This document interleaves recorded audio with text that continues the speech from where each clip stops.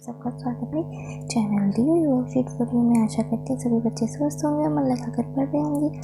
तो चलिए जल्दी से शुरू कर देते हैं आज की वर्कशीट। आज हम 2 वर्कशीट्स करेंगे, हिंदी और ईवीएस की। तो सभी बच्चे पहले हिंदी की नोटबुक ओपन करेंगे। वर्कशीट के लिए नोटबुक में डेट मेंशन करेंगे, वर्कशीट का नंबर, क्लास के साथ आप अपना सेक्शन मेंशन कर देंगे। बच्चे अपना नाम और टीचर का नाम मेंशन करेंगे। आपकी हिंदी की पाठ्य पुस्तक रिमझिम से पाठ स्वामी की दादी की वर्कशीट हम करने वाले हैं। प्यारे बच्चों, आप सभी ने पाठ स्वामी की दादी पढ़ा, जिसमें स्वामी अपनी दादी को अपने दोस्त राजम की कहानी सुनाता है। आइए पाठ में आई इन पंक्तियों को बोलकर पढ़ते हैं। दादी, जब राजम छोटा सा लड़का था तो उसने शेर मारा था। सच? बड़ा बहादुर लड़का है। तुम यह बात मुझे खुश करने के लिए कह रही हो? तुम्हें यकीन नहीं हुआ होगा। स्वामीनाथन ने बड़े उत्साह से कहानी शुरू की। राजम के पिता एक जंगल में डेरा डाले हुए थे। राजम उनके साथ था। हमने सभी पंक्तियां पढ़ ली। आगे देखते हैं इनसे जुड़े क्या प्रश्न करने के लिए दिए हैं। बच्चों, जब आपने इन पंक्तियों को पढ़ा तो आपने महसूस किया होगा कि पढ़ते हुए आप कहीं पर कम देर रुके, कहीं ज़्यादा और कहीं कहीं पर आप बिना रुके पढ़ते चले गए। क्या आप जानते हैं कि ऐसा क्यों हुआ? ऐसा इन वाक्यों में आए कुछ विराम चिन्हों के कारण हुआ। अगर आपने ध्यान दिया हो तो मैं कहीं रुकी, कहीं मैंने अपनी वॉइस चेंज की, जैसे मैंने यहाँ पे किया। सच? बड़ा बहादुर लड़का है ना। तो ऐसे ही फर्स्ट सेंटेंस में भी ऐसा ही है। दादी, जब राजम छोटा सा लड़का था तो उसने शेर मारा था। ठीक है, यहाँ पर मैं दादी के बाद थोड़ी देर के लिए रुकी, तो वो सब विराम चिन्हों के कारण हुआ। विराम का अर्थ है रुकना या ठहराव। जैसे बोलते हैं ना, विराम लगाओ इस चीज़ पर, यानी कि उसको थोड़ी देर के लिए रोक दो। लिखते समय विराम अथवा भावों का बोध करवाने के लिए विराम चिन्हों का प्रयोग किया जाता है। सभी बच्चे नोटबुक में लाइन लिख लेंगे। आइए हम कुछ विराम चिन्हों के बारे में पढ़ते हैं। सभी विराम चिन्हों के बारे में सभी बच्चे अपनी नोटबुक में ज़रूर लिखें। ठीक है, तो आज का पहला काम तो यही है कि आपको यहाँ से यहाँ तक नोटबुक में लिखना है और उसके बाद ये सारे अपनी नोटबुक में नंबर 1, 2, 3 और 4 डालकर लिखेंगे सभी बच्चे। चलिए पढ़ लेते हैं। पहला है पूर्ण विराम चिन्ह। ये चिन्ह ऐसे होता है, इसका प्रयोग वाक्य पूरा होने पर वाक्य के अंत में किया जाता है। उदाहरण, 2 शेर राजम पर झपटे थे, तो ये जो लगा है लास्ट में, ये है हमारा पूर्ण विराम चिन्ह, यानी कि पूरा विराम दे दिया इन्होंने एक वाक्य को। यहाँ वाक्य खत्म हो गया। नेक्स्ट है अल्प विराम चिन्ह। पूर्ण मतलब पूरा, अल्प में थोड़े समय के लिए। तो इसका प्रयोग वाक्य में कुछ देर रुकने के लिए किया जाता है। इसमें बोलते समय पूर्ण विराम से कम देर विराम दिया जाता है। पूर्ण विराम पर सेंटेंस पूरा खत्म हुआ वाक्य। यहाँ पर वाक्य खत्म नहीं हुआ, वो भी कंटिन्यू है, लेकिन हमें थोड़ा सा रुकना है। जैसे बक्से में इलायची, लौंग और सुपारी रखे हुए थे। ठीक है, इसका मतलब ये है कि ये 2 अलग अलग चीज़ों के नाम हैं, तो यहाँ पर हम इसे लगाएंगे अल्प विराम चिन्ह। नेक्स्ट है प्रश्नवाचक चिन्ह। ये तो आप समझ ही गए होंगे। इसका प्रयोग प्रश्न पूछते या लिखते समय वाक्य के अंत में किया जाता है। उदाहरण, उसे गणित में कितने नंबर मिले? तो हमने यहाँ पर देखिए मेरा टोन भी चेंज हुआ, मेरे बोलने के तरीके में भी प्रश्न था और लिखने के लिए प्रश्न। ठीक है, प्रश्नवाचक चिन्ह हमने लगा दिया। नेक्स्ट है विस्मयादि बोधक चिन्ह। ये जो हमारे भाव दिखाता है, इसका प्रयोग दुख, खुशी, आश्चर्य और घृणा आदि भावों को प्रकट करने के लिए किया जाता है। जैसे ओ दादी, तो यहाँ पर वो एक्साइटेड था।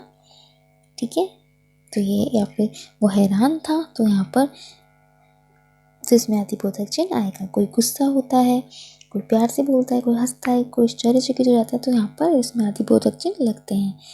तुम नहीं जानती राजम कितनी ऊंची चीज़ है। ठीक है, आई होप आप समझ गए होंगे। नोटबुक में ज़रूर मेंशन कर लें। फर्स्ट है इससे रिलेटेड। अब स्वामीनाथन को समझ नहीं आ रहा कि नीचे लिखे वाक्यों में वह कहाँ पर कौन सा विराम चिन्ह लगाए। क्या आप सही जगह पर उपयुक्त विराम चिन्ह लगाने में उसकी मदद करोगे? विराम चिन्ह लगाने के बाद इन पंक्तियों को उचित हाव भाव के साथ बोलकर देखिए। बस काफ़ी है दादी, उसने रूखे स्वर में कहा। मैं तुम्हें राजम के बारे में बहुत कुछ बताना चाहता हूँ। तो यहाँ पर आ जाएगा पूर्ण विराम। ठीक है, क्योंकि यहाँ सेंटेंस खत्म हो गया। अब वो यहाँ बोल रहा है जानती हो उसे गणित में कितने नंबर मिले हैं। तो यहाँ पर आ जाएगा, पूछ रहा है ना वो, तो यहाँ पर आएगा। ठीक है, यहाँ पर उसने बोला जानती हो, तो हम यहाँ पर रुक गए। उसे गणित में कितने नंबर मिलते हैं, देखो यहाँ पर पूछ रहा है ना, तो यहाँ क्वेश्चन मार्क यानी प्रश्नवाचक चिन्ह आ जाएगा।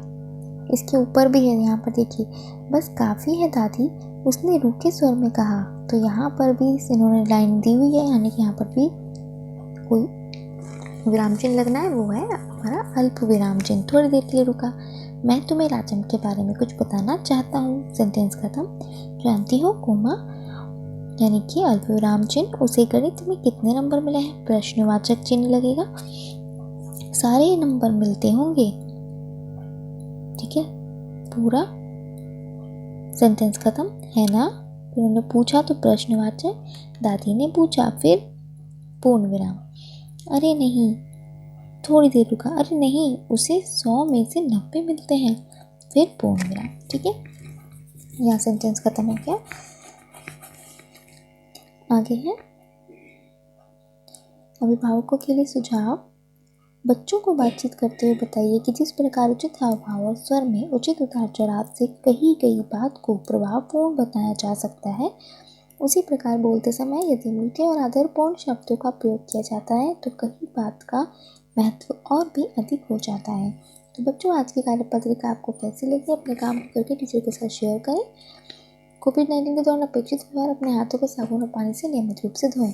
तो ईवीएस की वर्कशीट पर चलते हैं। हिंदी की वर्कशीट यहीं समाप्त होती है। ईवीएस की वर्कशीट के लिए ईवीएस की नोटबुक में डेट मेंशन कर देंगे, वर्कशीट का नंबर लिख देंगे, क्लास के साथ आप लिखेंगे सेक्शन, बच्चे अपना नाम और टीचर का नाम मेंशन कर देंगे। प्यारे बच्चों, क्या आपके साथ कभी ऐसा हुआ है कि आपका मनपसंद खाना देखकर मुंह में पानी आ गया हो? क्या आपने कभी सोचा है कि आपका मनपसंद खाना मुंह में जाने के बाद पेट तक कैसे पहुंचता है? दरअसल खाने का असली सफ़र मुंह में जाने के बाद ही शुरू होता है। आइए इस बारे में आगे और चर्चा करते हैं। देखिए, यहाँ पर एक पोयम के हिसाब माध्यम से हमें समझाया गया है कि पहले क्या होता है, फिर क्या होता है। स्वादिष्ट भोजन मुंह में डालो, दांतों से फिर चबा कर खा लो, खाते खाते आई लार, खाना चला ग्रास नली के पार, खाना धीरे धीरे नीचे आए, पेट में जाकर पेट भर जाए, छोटी आंत खाना पचाए, पच के खाना आगे जाए, बड़ी आंत से होते होते मल द्वार अपचित भोजन बाहर भगाए। ठीक है, तो देखो हमें समझ में आ गया कि खाना कितनी कितनी जगह से होकर जाता है। तो यहाँ पर अपन क्या करेंगे, हमें कुछ चित्र भी दिए हुए हैं जिससे हम समझ सकें कि क्या पेट है, क्या बड़ी आंत, क्या छोटी आंत। कविता के आधार पर पाचन तंत्र से संबंधित अंगों के क्रमानुसार नाम लिखिए। देखिए, यहाँ पर खाना पहले कहाँ जा रहा है, मुंह में, तो यहाँ जाएगा मुंह में। फिर नंबर 2 पर ये है हमारी ग्रास नली, अभी हमने पढ़ा कविता में, ग्रास नली।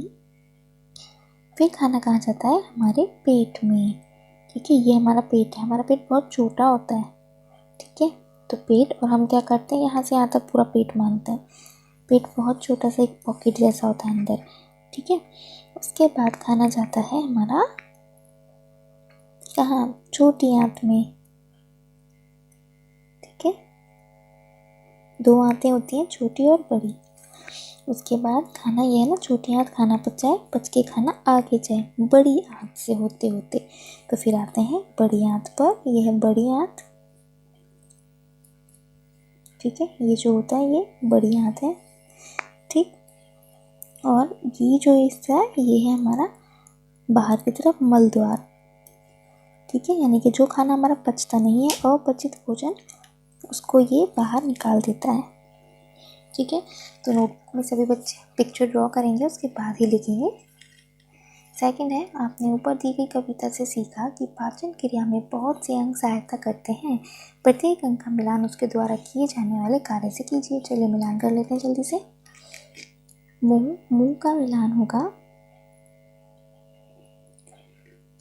इसमें भोजन के बड़े टुकड़ों को छोटे छोटे टुकड़ों में तोड़ दिया जाता है। मुंह से चबाते हैं तो छोटे टुकड़े हो जाते हैं ना, यहाँ के। ठीक है, फिर है ग्रास नली।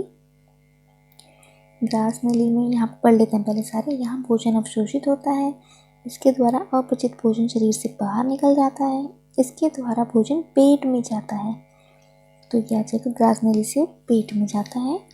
पेट का अगला है पेट।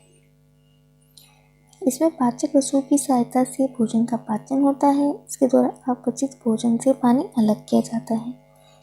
इसमें पाचक रसों की सहायता से भोजन का पाचन होता है। छोटी आंत।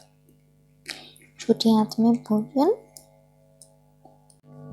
फिर आता है पोट, छोटी आंत। छोटी आंत क्या करती है, यहाँ भोजन अवशोषित होता है। ये तो पहला ही पॉइंट हमने पढ़ लिया, अब्जॉर्ब होता है। बड़ी आंत। बड़ी आंत में क्या होता है, इसके द्वारा अपचित भोजन पानी से अलग किया जाता है। तो यहाँ पर आ जाएगा ये। और मल द्वार में इसके द्वारा अपचित भोजन शरीर से बाहर निकल जाता है। तो यहाँ पर आ जाएगा ये। ठीक है, इसके लिए हम नंबर्स लिख सकते हैं, पहला, दूसरा। ठीक है, यहाँ पर number 3, number 4, number 5 and number 6। ठीक है, तो ये सभी बच्चे अपनी नोटबुक में कर लेंगे। बच्चों, जब हम कहते हैं कि हमारे मनपसंद खाने को देखकर हमारे मुंह में पानी आ गया, तो क्या आप जानते हो उस पानी को क्या कहते हैं? उस पानी को कहते हैं लार। यही लार हमारे भोजन को नम करने में सहायता करती है। जब हम भोजन को चबाते हैं तो इसी की सहायता से भोजन नम होता है और बहुत छोटे छोटे टुकड़ों में बँट जाता है, जिससे उसे खून में मिलने में आसानी होती है। एक्टिविटी, ऊपर दिए गए चित्र को देखकर पाचन तंत्र का चित्र बनाइए और अपने अध्यापक या अध्यापिका के साथ साझा कीजिए। अभिभावकों के लिए सुझाव है, बच्चों को बताइए कि बेहतर पाचन के लिए निकलने से पहले हमें भोजन को अच्छी तरह से चबाना चाहिए। तो आज आप लोगों को कमेंट में बताना है कि आप भोजन चबा कर खाते हैं या नहीं, जल्दी जल्दी खा जाते हैं या फिर अच्छी तरह से चबा कर खाते हैं। ठीक है, covid appropriate behaviour camp message है, keep maintaining physical distance of 6 feet और 2 यार्ड। अगर आप भोजन जल्दी जल्दी खाते हैं तो आपको भोजन को अच्छे से शांति से चबा कर खाना चाहिए। ठीक है, ताकि वे छोटे छोटे टुकड़ों में बहुत आसानी से पच सके। चलिए, आज की वर्कशीट्स को यहीं पर समाप्त करते हैं। मिलते हैं अगली वर्कशीट के साथ। आई होप आपके लिए वीडियो हेल्पफुल रहा होगा। अगर आप हमारे चैनल पर नए हैं तो प्लीज़ चैनल को सब्सक्राइब करें, वीडियोज़ को लाइक करें और शेयर करना बिल्कुल भी ना भूलें। Thank you.